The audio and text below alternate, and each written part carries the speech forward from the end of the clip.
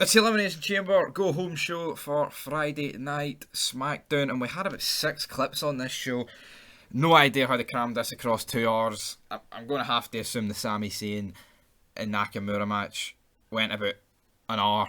Literally, it would have literally had to, but we're just going to go in order of how I watched the clips. But we kick off contract signing. Ronda Rousey and Naomi sitting down with the Phil and Charlotte Flair. And this is just 4 women talking over each other, and Adam Pearce just standing there like the goofball that he is, man. So they're all talking over each other, and then Ronda's like, "Shut up, Sonya, sign the contract." And then she's like, "Oh, I'll sign the contract, no danger." And then she's like, "Oh, but wait, while yous were talking over each other and wouldn't let me get a word in, like I was trying to tell you, it says in the contract, Ronda, that you have to wrestle with one arm tied behind your back." Ronda's like, "Well, that's alright." And then Naomi and Ronda are basically like, well, Ronda's like, "Well, let me tell you something. Don't have to put one arm behind my back tonight." Punches Charlotte, slams her face into the desk. Naomi does something similar to fucking the fellow we're supposed to car. Then they both look at each other, and then they flip the table on top of them, and then basically leave. So that's it. That's your whack here. Ronda Rousey contract signing. I mean, it's the same fucking pish. Like, where was it? Was it NXT? I can't even remember what show it was. It was NXT or some other pishy show.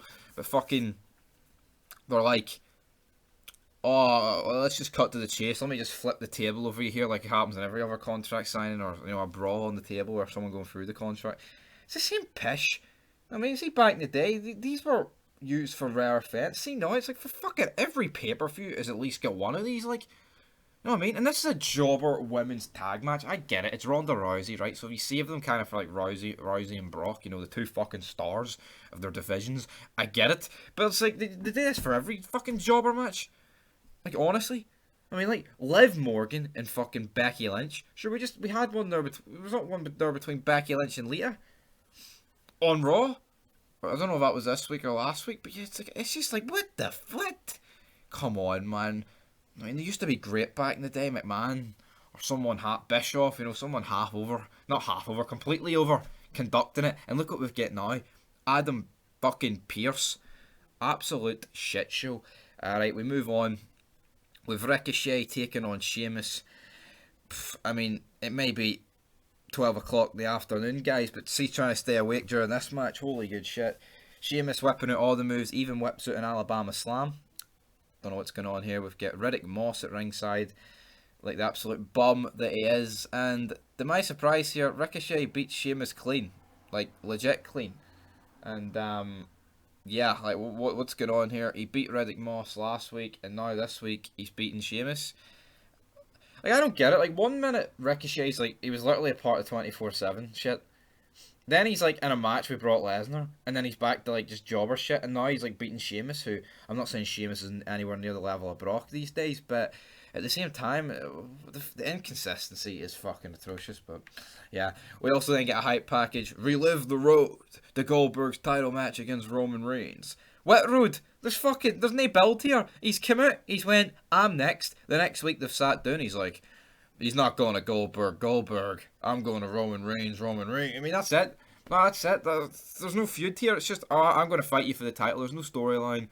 It's just Goldberg has one more match on his fucking deal, and he has to fight Reigns, and it has to be Saudi because he wants to make as much fucking blood money as possible. That's the story here. Let's not. I mean, why would you even bother? I didn't even watch this. See, as soon as this came on, this Relive the Road, 3 minutes 45. Like, what in the... Why would I bother my arse watching this? They probably showed this about 20 times last night just to fucking stretch it across 2 hours. Embarrassing. Drew McIntyre makes his way up to the ring. He basically runs down Madcap and fucking Corbin. He says he's going to drown Madcap in the Red Sea. He's going to make him eat sand. I thought there was going to be a beheading joke in there, but maybe that was too far, like, for Saudi Arabia. I mean, he does carry a fucking sword around, and I don't know, McIntyre, I wouldn't bring that sword to ringside, son, because there could be a few people wanting it. But yeah, out come Madcap Moss and Corbin. He's like, "You're saying you're going to drown my friends or bullying them? That's not a good example to teach to all the young Scottish kids out there." And I'm like, fucking hell, wake me up before you go. Then McIntyre's like, "Well, you know what? I'm going to make Elimination Chamber the night, the laughter, died. I'll tell you what, the night fucking the entertainment and any remote fucking hang of enjoying these shows died about fucking 2 decades ago. So, whoa, the laughter died a long time ago. Next up, with Ivar taking on Jey Uso. These two teams are competing next week, tomorrow, 12 hours from now. They kept on hammering home that fact. Oh, fucking, we're taking them on 12 a.m. tomorrow. Every fucking segment was like, oh, 12 a.m. tomorrow in Saudi. Does every match kick off at 12? Or 12 p.m? Load of shite. But yeah, basically Ivar has the one match. The match won. In comes Jimmy Uso with one of their helmets that they stole last week. Cracks him in the head. DQ, we move on. Next up, we have Goldberg and Roman Reigns. Roman Reigns comes out first. Him and Heyman spend 2 minutes talking about Tom Brady. Literally, I'm not joking. It literally was about 2 minutes talking about Big Tom. Goldberg comes out, he says, I was wrong last week. You're not next. Because when it comes to the Universal Championship, I'm next. And that's the end of the segment. What? Why? Like, what? Oh, they come face to... What the fuck's this? What is this? You're not next. I'm next. I mean, it's just the word next with different one words in front of it. It's just pish. Get this off the tee. I mean, Reigns and Goldberg, see on paper, fucking looks quality, that match. Big 2 stars, but the build's awful. And now finally, after what seems about 15 years of commenting on this shit show, we have the IC title match between Sami Zayn and Nakamura. A match, honestly, apart from Sami Zayn and Kevin Owens, it seems like we've seen this match about 100 times. And, I mean, it was alright, like, but I don't even mind both guys. I mean, Zayn's came a lot in recent years, but a long way. But I mean, he wins. Nakamura injures his knee, rolls him up. But I mean, the match itself, it's all right. Like, you know, but I mean, are you supposed to care? Like Sami Zayn against Nakamura. I mean, the presentations are all good, but it's just a dead match. It's just like, what they fucking do? I mean, who cares? Who honestly cares? I mean, could we see instead of could we not have had Goldberg and the Viking Raiders against the Bloodline in the main event? Is that too much to fucking ask? But no, we get Sami Zayn defeating Nakamura.